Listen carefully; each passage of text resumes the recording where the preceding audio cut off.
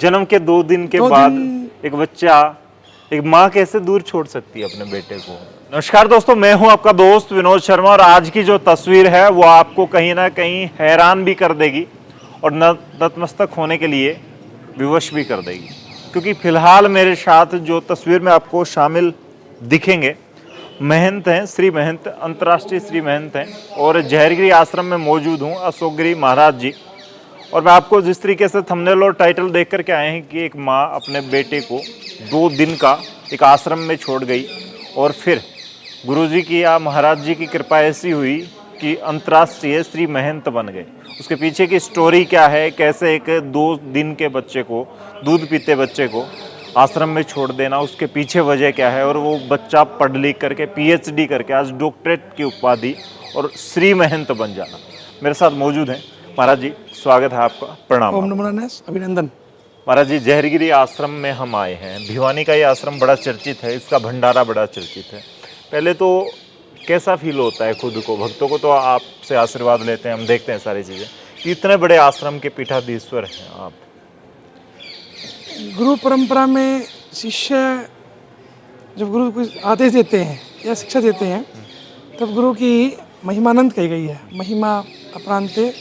तो उस महिमा में जब हम कहीं ना कहीं स्थापित होते हैं या अपने आप को वहाँ पर कुछ करने का मौका मिलता है और जब हम सफल होते हैं उस काम में, पद प्रतिष्ठाएं बहुत है, सम्मान बहुत है, लेकिन जब सफल होकर जब सामने वाला कुछ दर्शाए हमें तो उसका आनंद अलग ही है। अच्छा महाराज जी, मैंने शुरुआत की, जैसे थंबनेल और टाइटल भी हमने लिखा है, मात्र 2 दिन के आप इस आश्रम में आ गए थे। हाँ, जन्म के 2 दिन के बाद एक बच्चा, एक माँ कैसे दूर छोड़ सकती है अपने बेटे को? उसके पीछे की स्टोरी आज मैं आपसे जानने आया हूँ। और चलते चलते हम ऊपर चढ़ेंगे, एक बार वहीं से शुरू करेंगे। आपको कब पता लगा कि आप आश्रम में हैं, या कभी याद है लास्ट मुझे कितनी उम्र थी? बचपन से ही ये आश्रम का प्रांगण याद है जी। और ये मतलब कि जो बच्चे अपना होश संभालता है या उसको भान होता है पृथ्वी का, अंत तत्व पंच महाभूत का, तो मुझे यही याद है कि मैं वस्त्र में भगवान वाणी में विद्यार्थियों के बीच भी रहा तो इसी वाणी में रहा, प्रारंभ से ही, बाल्यकाल से ही। तो मुझे गृहस्थ जीवन का या उस परिवार का, उस घर का कोई जानकारी या भाव नहीं रहा। और रही बात 2 दिन की, और गुरुजी, हमारे गुरु महाराज सिद्ध बाबा शंकर गिरी जी महाराज के एक चमत्कार हैं, उनका आशीर्वाद कहिए या शक्ति कहिए, उन्होंने जन्म से 2 वर्ष पूर्व ही ये घोषणा कर दी थी, जो भी संतान आपको होगी, अगर वो संतान आपने मुझे देनी होगी। अच्छा, मतलब कि पहले से ही प्रोमिस हो रखा था, एक वचन दे दिया था जी। आपके माता पिता हैं जो जी, बैठ जाए महाराज जी, उस तरफ हम, ये सामने गुरुजी महाराज हैं, महाराज जी के, और शंकर गिरी जी महाराज काफी प्रसिद्ध रहे हैं।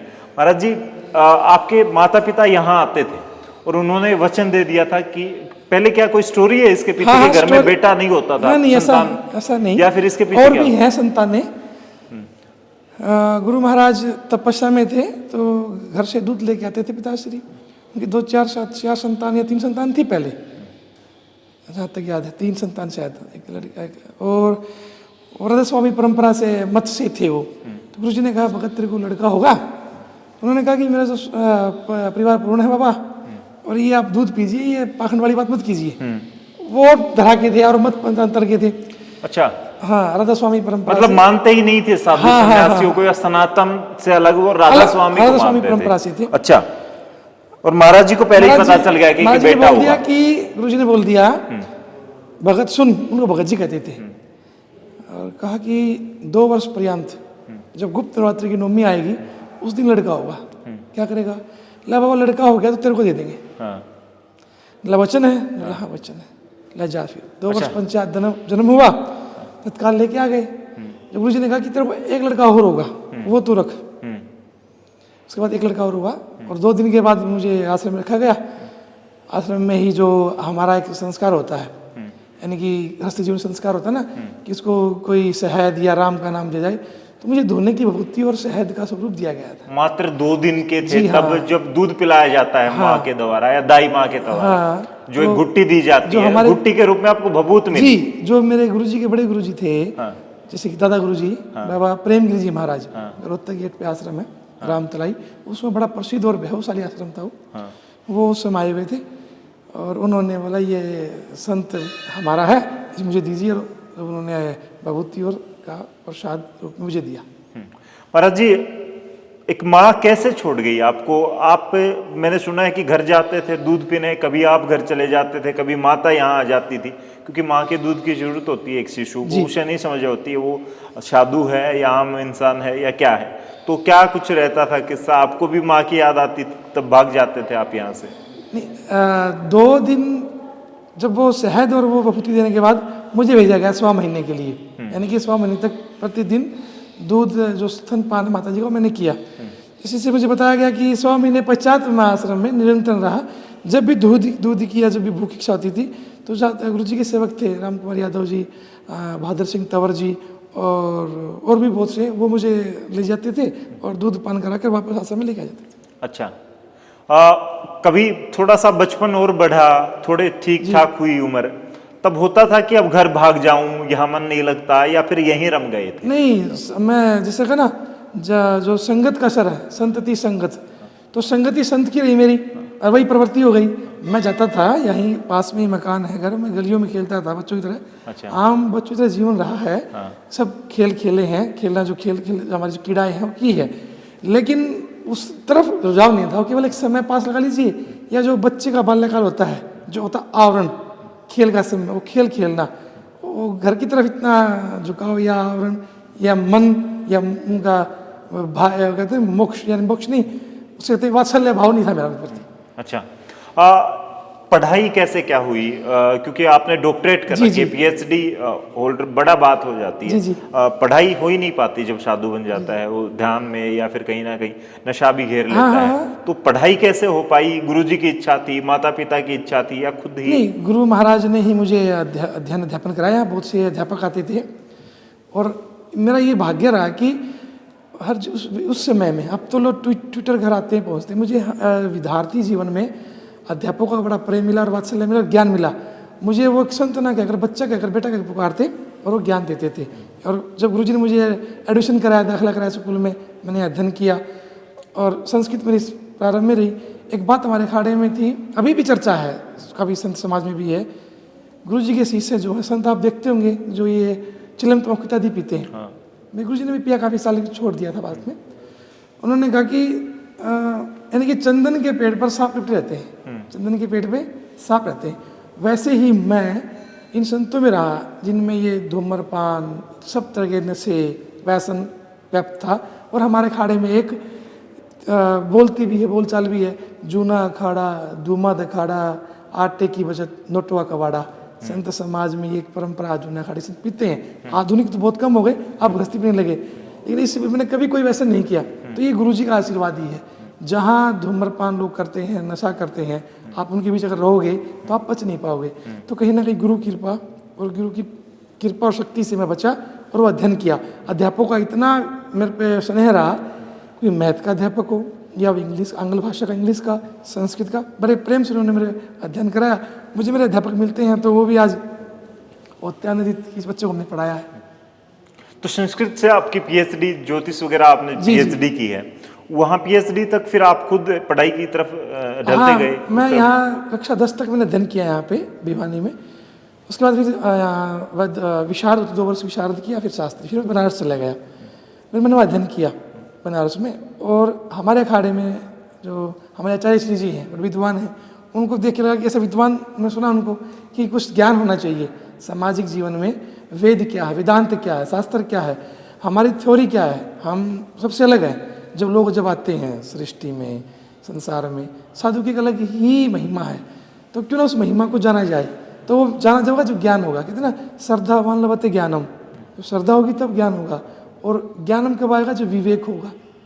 विवेक की दूसरा मतलब ज्ञान ही विवेक है, लेकिन श्रद्धा चाहिए, फिर विनय चाहिए। तो वो ज्ञान प्राप्त किया और अध्ययन करते करते पता नहीं कब पीएचडी हो गई।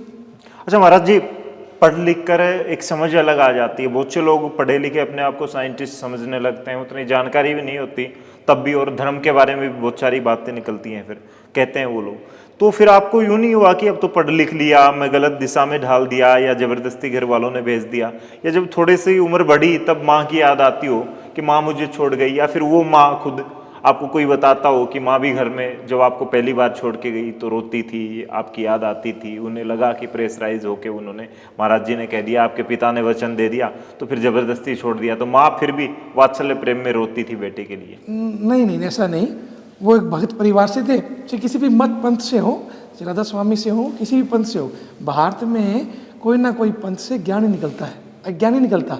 ऐसे पंथ से थे वो, और उनमें ऐसा कोई भाव नहीं था, जो चीज़ दे दी वो दे दिया गया, ऐसे भाव मुझे नहीं थे। संगत का सराहना, साधु की संगत की हमेशा ही, बचपन से ही महात्माओं में रहे, महात्माओं में खेलना, महात्माओं में बैठना, और अध्ययन मेरा अधिकतर समय, ज़्यादातर टाइम जितना भी था वो जानना। यहाँ बहुत संत आते हैं इस आश्रम में, और अगर हम सनातन की बात करें, सनातन में अनेक अनेक चीज़ें हैं जानने की, उत्सुक। मंत्र विज्ञान इतना अद्भुत विज्ञान है मंत्र का, जिसको लगन लग जाए मंत्र शक्ति की या ज्ञान हो जाए तो व्यक्ति सब कुछ त्याग कर मंत्र के पीछे बावला हो जाता है। तो कहीं ना कहीं जो भी अध्ययन किया, इसके पश्चात अगर कोई संत आए, मुझे एक संत मिले 2002 में, 1 में कुंभ का मेरा था, इसमें जब संस्कार होता है हमारा संस्कार, अभी संत जब बनते हैं, जब संन्यास हो गया उसके बाद नागा संन्यास होता है हमारा, फिर 2001 में मेरा नागा संन्यास हुआ, जिसे नागा बाबा बोलते हैं। तो नागा बाबा ही हम ही लोग हैं, लेकिन यहाँ वस्त्रों का में अलाउड नहीं है, समाज में, सभ्य समाज में नगर नहीं सकते। 2001 में हमारा पिंडदान हुआ, एक जो हमारे आचार्य जी उन्होंने पिंडदान कराई, परिवार के, मित्रों के, सखाओं के, यानी कि भैया 18 पिंड आप दान कर दो, इदम न ममा। अब ये शिव स्वरूप है, शिव की साधना करो, और शिव तंत्र के महाज्ञाता है।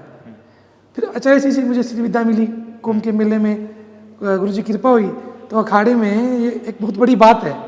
मैं मानता हूँ सबसे बड़ी बात ये कि मैं सोचता भी नहीं, लोग सोचते कि श्री महंत पद मिलना है, नहीं आपको कोई ऐसा पद दिया जाए, यानी कि अब तक मैं एक मठ का पटाधीश्वर हूँ, लेकिन ऐसे हजारों मठ मेरे अंतर्गत हैं, बाबा जयगिरी जैसे मठ, हजारों मठ, इसमें श्री महंत बोलते हैं, जो श्री साधक हो और जो अखाड़े में इसको बनाया जाए। तो महाराज जी इसी बात पे आना चाहता हूँ, किस तरीके से बनाया जाता है ये श्री महंत और अंतर्राष्ट्रीय श्री महंत शब्द जुड़ जाना उस बच्चे के साथ जिसे पता भी नहीं था कि वो मंदिर में चला गया, किस तरीके से हो पाए ये सब, और कैसे बने आप श्री महंत, अंतर्राष्ट्रीय श्री महंत? जी, ये हमारे अखाड़े में, जैसे आपके यहाँ अपने विधान में, संविधान में वोटिंग होती है, ऐसे हमारे यहाँ ही वोटिंग होती है। तो मैं 2012 में शांतचित कामाख्या से आके बैठा था, तो गुरु जी ने कहा तुम वहाँ जाओ, पठानकोट जाइए। मैंने कहा वहाँ क्या? ना बस पठानकोट जाओ, वहाँ तुम्हें भंडारा करके आना। मुझे कहीं नहीं भेजा। मैंने कहा मैं तुम गया नहीं, मतलब कहीं बाहर, यानी कि भंडारे में नहीं गया, ऐसे बाहर घूमा भाई यूनिवर्सिटी में काम से, लेकिन भंडारे में नहीं गया साधु संतों संग में। ना तुम्हें जाना होगा। मैं पहली बार वहाँ भंडारे में गया, वहाँ मेरे अखाड़े काफ़ी संत लोग आए हुए थे, बहुत से संत, जो जिन्होंने श्री हमारे जो प्रेमगिरी जी आदरणीय है वो भी वहाँ पे थे। तो उन्होंने वहाँ मीटिंग चल रही थी, मैं स्वाभाविक चला गया। जब चला गया तो घोषणा की कि श्री महंत पद के लिए ये भी आए हैं। मैंने कहा मैं तो स्वभाव से भंडारा खाने आया हूँ, मैं कोई पद के लिए नहीं आया। नहीं, आप योग्य हैं, पढ़े लिखे हैं, देखते हैं, आप अपना नामांकन डाल दीजिए यहाँ पे। मैंने कहा मैं गुरु जी से पूछूंगा। सिर के भिवानी पहुँच गए तो बाहर वृद्ध थे महाराज श्यामसुंदर गिरी जी, उनका शरीर शांत हो गया। गुरु जी ने कहा इसीलिए तो भेजा गया था मैंने, तेरे साथ ही घटना घटनी है, तुझे ये बाबा जयगिरी का आशीर्वाद है, तो श्री महंत बनना।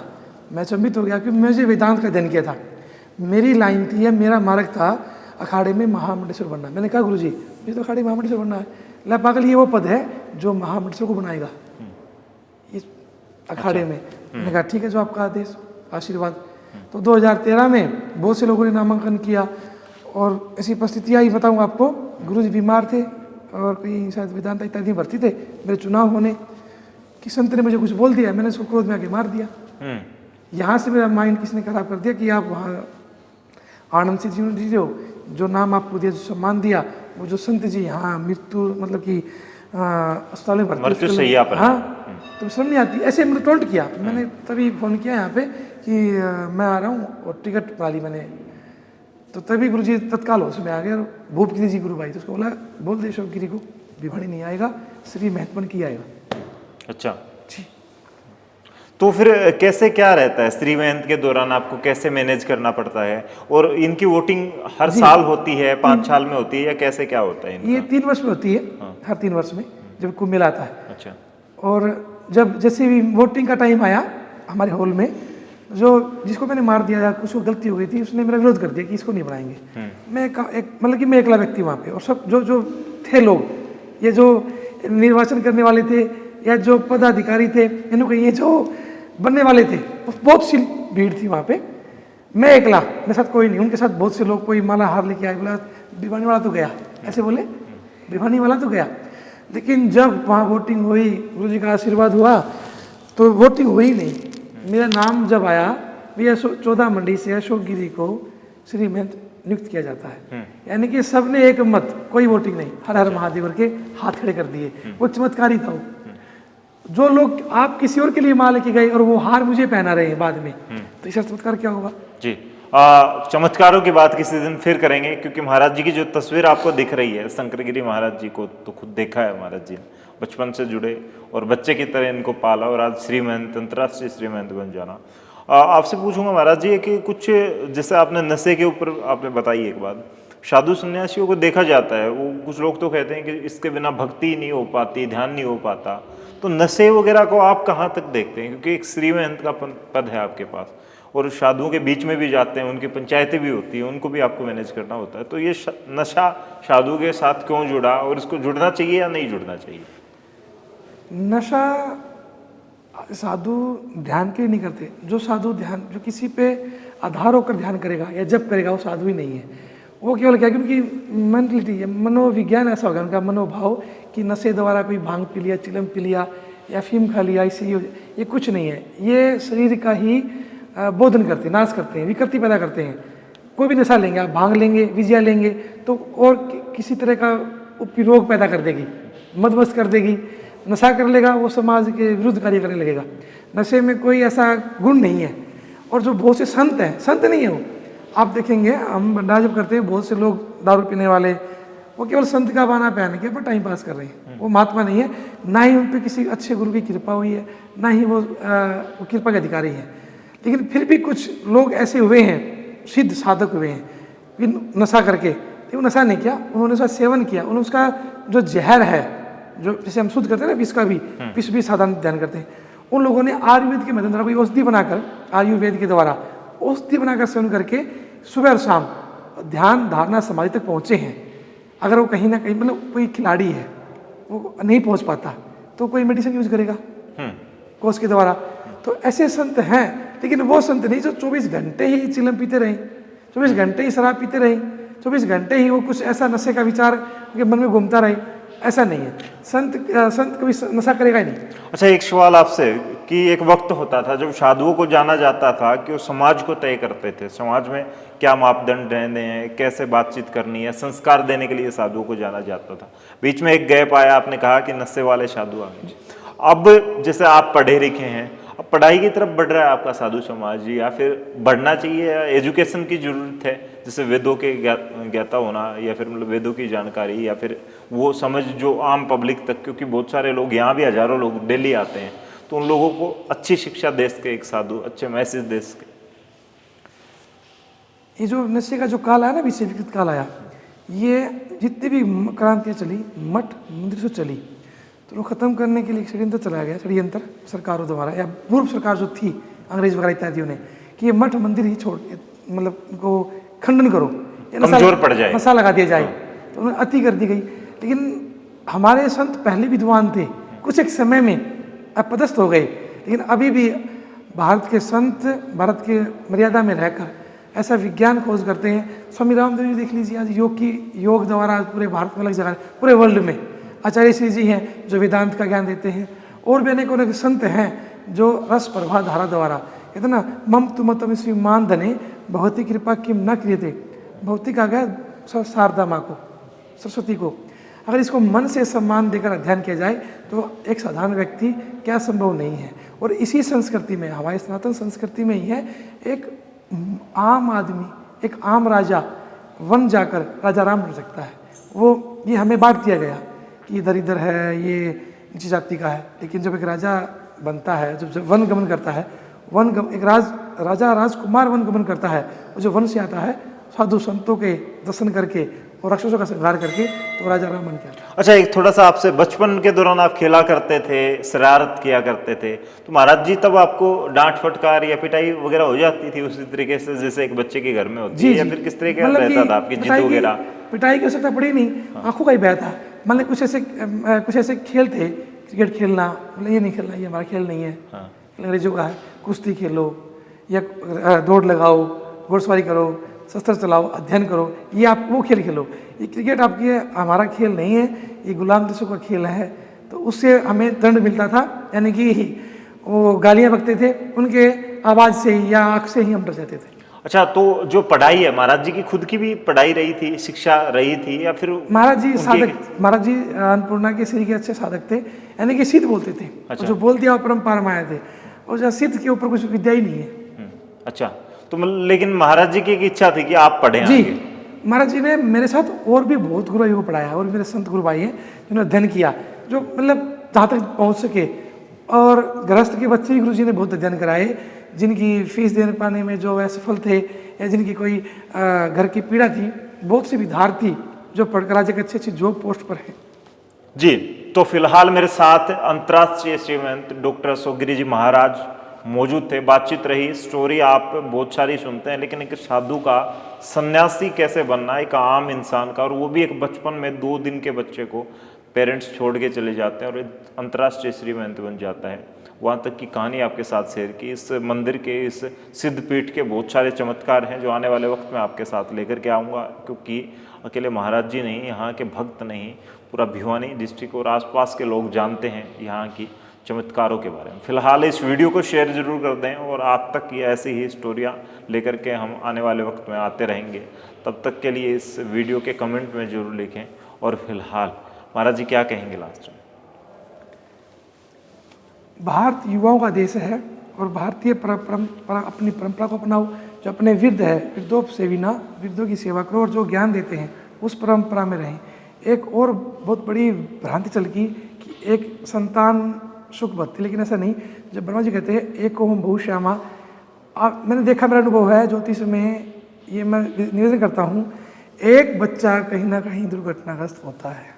एक आँख का क्या खोलना क्या बंद करना, ये एक संदेश भी है। और युवा नशे से दूर रहें, उनमें इतना नशा है, जवानी का नशा है, ज्ञान का नशा है, देश के प्रति कुछ करने का नशा है। तो ऐसा करें कि आपका राष्ट्र में आपका नाम अमर हो जाए। जवानी है ना, कहते हैं कि जवानी ओस की निशानी, ओस का पानी, जवानी ओस का पानी, और कुछ कर्जा निशानी। जी, तो आपने देखा ये कहानी कैसी लगी, जरूर कमेंट में लिख दें। इस वीडियो को शेयर कर दें आपको अच्छी लगी हो तो। तब तक के लिए धन्यवाद। राम राम, जय हिंद।